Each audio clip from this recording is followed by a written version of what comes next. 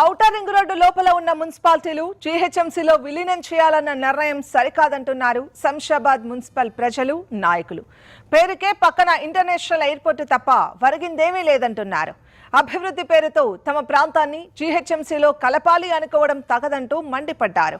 శంషాబాద్ భూములపై ఏమైనా కన్నేశారా అంటూ ప్రశ్నిస్తున్నారు. ఇక తమ రాజకీయ భవితవ్యం అగమ్యగోచరంగా మారబోతుందని కింది స్థాయి నాయకులు ఆందోళన వ్యక్తం చేస్తున్నారు.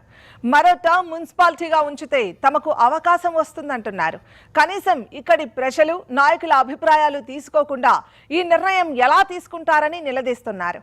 శంషాబాద్ మున్సిపల్ ప్రజలు, నాయకుల మనోగతంపై మా senior correspondent Narendra ground report.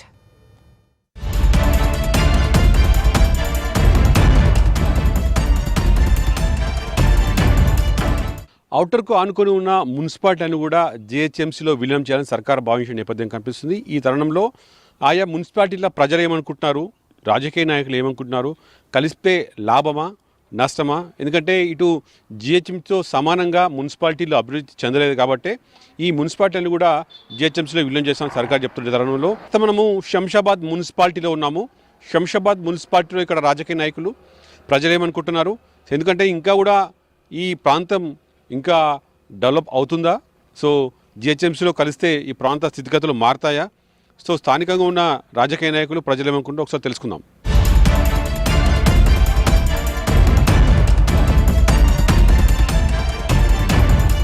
ప్రస్తుతం మనము శంషాబాద్లో ఉన్నాము.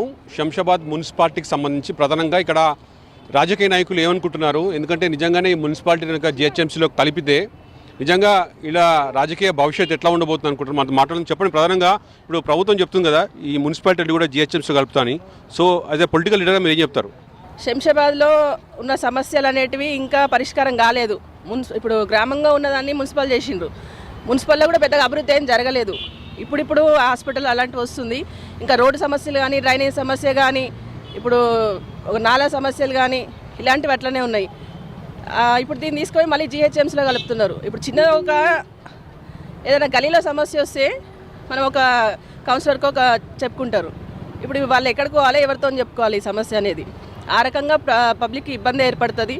ఇంకోటి పర్యావరణం కూడా దెబ్బతినే ఆస్కారం ఉంటుంది. ఇప్పుడు మనం చూస్తున్నాం, వర్షాకాలంలో వర్షాలు సరిగా పడతలేవు. అదే ఎండాకాలంలో 40 degrees వరకు వెళ్తున్నాయి. అంటే చెట్లను కొట్టేసి ఎంతసేపు మనం అభివృద్ధి పేరుతోని పర్యావరణం దెబ్బతీసే పరిస్థితి అవుతుంది. ప్రధానంగా మీరు చెప్పండి, ఏమంటారు? మామూలుగా మీ ప్రాంతం అంతా కూడా ఇప్పుడు జిహెచ్ఎంసీలో కలవబోతుంది కదా, సో మీరు చెప్తారు. ఈ మున్సిపాలిటీలో ఉంటే ఒక పరిధి చిన్నగా ఉంటుంది. ప్రజలకు అడ్మినిస్ట్రేషన్ కానీ, లేదంటే వారి యొక్క సౌకర్యాలార్థం కానీ ఏది ఉన్నా కానీ కూడా మేము కౌన్సిలర్ అందరం ఎప్పుడు ప్రజలకు ఏదైనా అవసరం ఉంటే వారికి ఒక పిలుపు మేరకు మేము అందుబాటులో ఉంటుండే. ఇప్పుడు తీసుకెళ్ళి ఈ మున్సిపాలిటీని తీసుకెళ్ళి జిహెచ్ఎంసీలో కలపడం చేస్తే ఏమవుతుందంటే అక్కడ ఒక పెద్ద సముద్రంలో పోయి పడ్డట్టు అవుతుంది. అక్కడ ఎవరిని అడుగుతారు, పబ్లిక్ అంతా కూడా ఇబ్బంది పడతారు. వాళ్ళకి ఎవరిని పోయి మాట్లాడాలి, ఎవరిని అడగాలి. ముఖ్యంగా ఏమవుతుందంటే రాజకీయ సంక్షోభం అనేది ఏర్పడుతుంది. రాజకీయంగా ఉన్నటువంటి స్థానిక రాజకీయ నాయకులందరికీ కూడా ఇది ఒక దెబ్బలాగా ఉంటుంది. ఇప్పుడు ఏమైపోతుందంటే మనము కోటిలింగంలో బోడిలింగం లాగా అయిపోతుంది. ఎవరిని అడగాలి అంత అస్తవ్యస్తంగా ఉంటుంది. వికేంద్రీకరణ అయిపోతుంది, పరిపాలన వికేంద్రీకరణ అవుతుంది. పరిపాలించడం చాలా ఇబ్బందికరంగా ఉంటుంది. ప్రజలకు అవస్థలు పెరుగుతాయి దీని ద్వారా తప్ప వారికి ఏమీ సానుకూలంగా ఉండదని చెప్పేసి తెలియజేస్తా ఉన్నాం. ప్రధానంగా మీరు చెప్పండి, ఎట్లా ఉంటుంది అంటారు? మీ ప్రాంతం అంతా